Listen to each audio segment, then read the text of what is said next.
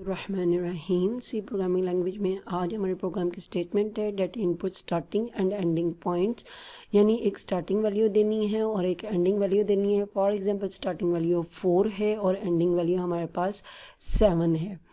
Displays all numbers between the given range, यानी 4 जो range starting है और 7 एंडिंग है, उनके दरमियान में आने वाले तमाम नंबर्स को क्या किया जाएगा, डिस्प्ले करवाना है बाय यूजिंग एनी लूप, यानी किसी भी लूप को इस्तेमाल करते हुए। C provides 3 types of the loop, for, while and do while loop. Hint इसका क्या है, input in variable S and E, it means पहले हम वेरिएबल डिक्लेयर कर लेंगे दो और उनको स्कैनएफ के थ्रू वैल्यू स्टोर करवा देंगे उनमें। फिर वाइल लूप है, वाइल लूप की कंडीशन क्या बनेगी, S less than are is equal to E, यानी जो स्टार्टिंग नंबर है वो एंडिंग नंबर से छोटा होना चाहिए और इज इक्वल टू भी उसके हो सकता है। प्रिंट करें फिर एस को, अगर कंडीशन ट्रू है, फॉर एग्जांपल एस में अगर 4 है और ई में 7 है तो 4 less than are is equal to 7, that condition is true, तो प्रिंट किसको करवा दिया जाए, 7 को। प्रिंट करवाने के बाद फिर एस में इंक्रीमेंट हो जाएगा, तो यहाँ पर एस के पास 4 था और यहाँ पे क्या हो जाएगा 5 बनेगा, तो 5 less than are is equal to 7, the condition is true है तो फिर प्रिंट किया जाएगा, इंक्रीमेंट किया जाएगा। That's why repeat step 2 to 4 until condition false, कि 2 से लेके 4 तक स्टेप्स चलाते जाएं जब तक ये कंडीशन फॉल्स नहीं होती। स्टेटमेंट के अकॉर्डिंग क्या है, राइट अ प्रोग्राम। तो प्रोग्राम लिखने के लिए हमें क्या चाहिए होता है, hash include stdio.h and hash include conio.h, दोनों प्री प्रोसेसर डायरेक्टिव्स हैं और इंक्लूड जो सा है stdio.h that is a header file और conio.h भी हमारे पास हेडर फाइल है और इंक्लूड प्री प्रोसेसर डायरेक्टिव में आती है। फिर वाइड मेन है where the program execution is started, जहाँ से सी प्रोग्राम की एग्जीक्यूशन हमारे पास शुरू होगी, and curly braces which is also called the delimiter.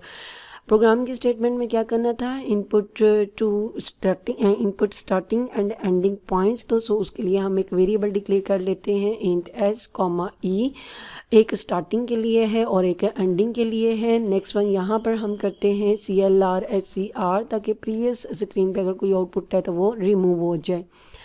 And next one, printf, it is the message for the user that computer is waiting for input given by the user, और printf के through हम statement दे देंगे कि enter starting number and ending number, enter starting and ending number. It is just a message for alerting the user to enter a number. And next one is the scanf. Scanf is a built-in function of stdio.h header file. Scanf has 2 parameters. First one is the control string or format string, which consisting on the format specifies, format specified d, and again format specified d, because I am using this scanf function for taking the values in 2 variables। ठीक है, तो मैंने 2 variables के अंदर values को input करवाना है, तो डेट्स वाई मैंने फॉर्मेट स्पेसिफाइड डी 2 दफ़ा लिया है। एड्रेस ऑपरेटर एस, एक वैल्यू जो पहली एंटर होगी वो एस में जाएगी, और एड्रेस ऑपरेटर ई जो दूसरा नंबर यूज़र एंटर करेगा वो एंडिंग नंबर कंसिडर होगा। एंड डेफिनेटली एंडिंग नंबर हमारा बड़ा होना चाहिए, किससे, स्टार्टिंग नंबर से। Next one is the while loop. While keyword है, कीवर्ड के अंदर वाइल को कंडीशन चाहिए होती है, कंडीशन हमने चेक की थी पीछे, वो क्या है, S less than are is equal to E, E जो सा है उसकी वैल्यू जो सी है वो बड़ी होनी चाहिए एस से, तो that's why S is less than E, कि एस की वैल्यू छोटी हो जाए।